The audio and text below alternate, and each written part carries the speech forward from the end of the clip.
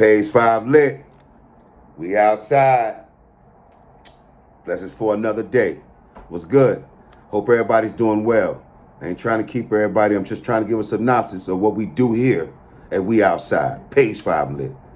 All day. One of the things we want to base the show around is reality. Face it. With that said, my mama always said, Valerie, my mama, Valerie Renee Pie, she always said, every day you wake up, you have a chance to change everything, you know? You have a choice and a chance every day. And we need progress, you know? And a reason why a lot of the progress doesn't get made is because everyone's looking too far ahead, you know?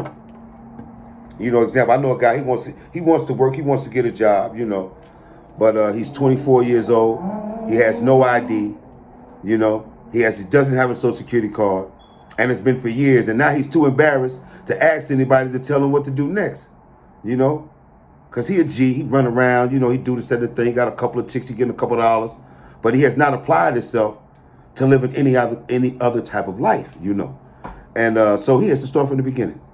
You know, go get you some ID, get your social security card, you know.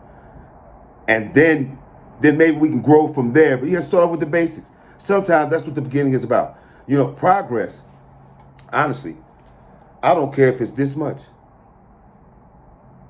It's moving in the right direction. And you have to start somewhere, you know. Grown men only get one favor from everybody that loves them because they're grown. That's just the way it is, you know. Society believes that a man should have all the answers. We know that's not true.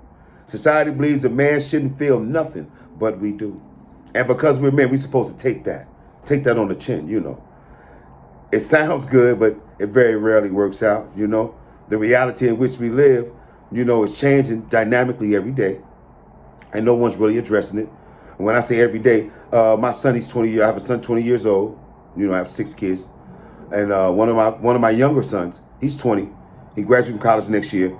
He has friends that's in the Ukraine right now. Why? They went to the army to go to college for free.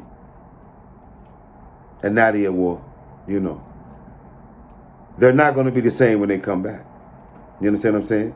They send them over there, have them act like wild animals, and then come back and say, okay, go back to your normal life. You know, all of them are not going to be fine, you know. And they're going to be right here amongst us, you know, and we're going to have to deal with the mental issues that they're going to acquire going through that traumatic situation, you know. Let's just keep it gangster, you know, for real. And we got a lot of that going on right now, you know. A lot of these things that's taking place in the street is taking place because of mental health, you know. It's like I try to tell people, everybody in jail is not a gangster. No, not by a long shot. Old boy came home, caught his girl with a dude, killed both of them. He got 50 years. He was never a gangster. He was in the moment, you know. But he killed somebody. But he not a gangster. Our boy was drunk, killed somebody in a car accident. They gave him 10 years. He's in jail, max, for 10. For murder. But he's not a gangster. You know. Just because you think your mind is in the right place, your heart is in the right place, don't mean you'll end up in the right place. You know. This show is about showing you the exact temperature of what's going on right now. Example, you know, we got a new mayor in New York. He's one of the reasons I prompted this show. The first thing he said was when he got elected, he's hiring 6,000 police officers, new police officers. For what? Now, when he got it, he was going to do a dynamic and diversify how the police dealt with the neighborhood. But if you're just going to make 6,000 cops, you're not diversifying none. You're going to hire 6,000 of the same people we just try to get rid of, you know. So those things need to be addressed. They're about to march on him, you know. He says he want a cop on every corner. He's trying to bring back stop and frisk, you know. And if you can't feed him, man, you can't tell him how to eat. And the streets are starving, you know. And a lot of people are signing for what I call Team Desperado. They're doing crime and malicious acts completely out of desperation. Completely out of desperation. They're doing a lot of things that's unlike their normal character, you know. You know what they say? When your ribs touch it, you don't hear nothing. You stay hungry long enough. Your views and your thoughts will change, you know? It's like it's 20 people trying to get a one $10 bill. That's the environment right now. That's how frantic and hectic it is, you know. They're trying to rob people with knives. Pull out a knife, that's nothing but a fight. A knife ain't nothing but a street fight. But that's the level of desperation people are moving because they're starving, you know. Kids, they don't ask, Daddy, did you steal this food? Mommy, how did you get this food, Mommy? Kids don't care. Kids just want to go in the kitchen and eat, you know. We're going to have to address those different things, you know. I hear I keep it real with my kids.